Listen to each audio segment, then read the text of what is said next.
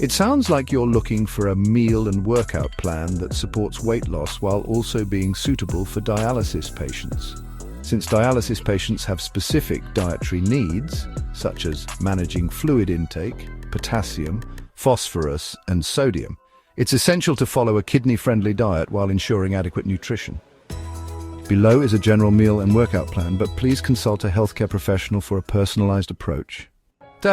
Meal plan for dialysis patients, weight loss focused. Breakfast scrambled egg with bell peppers and onions using low potassium vegetables. White toast with a small amount of unsalted butter. A small portion of apples or grapes, which are low potassium fruits. And finally, herbal tea or water.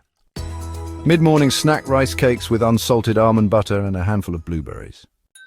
For lunch, you might enjoy a grilled chicken breast served with white rice and steamed green beans. You can also have a simple salad made with lettuce, cucumber, and a few carrots, dressed with olive oil and vinegar. To top it off, consider a slice of pineapple or some canned peaches, but make sure they're in juice, not syrup. When it comes to afternoon snacks, you have a couple of tasty options. You could go for some unsalted popcorn or a handful of unsalted pretzels. Another great choice is a low-phosphorus, low-potassium protein shake. For dinner, how about some baked fish like tilapia or cod with a squeeze of lemon juice? Pair it with mashed cauliflower or pasta tossed in olive oil. On the side, sautéed zucchini makes a great addition, and to finish, a small bowl of strawberries is a delightful treat. When it comes to hydration, it's important to follow fluid restrictions as advised by your healthcare professional. Also, try to limit sodium intake to avoid excessive thirst. Let's talk about a workout plan that's safe for dialysis patients. Aim to exercise 3 to 5 days per week, depending on your energy levels and medical clearance.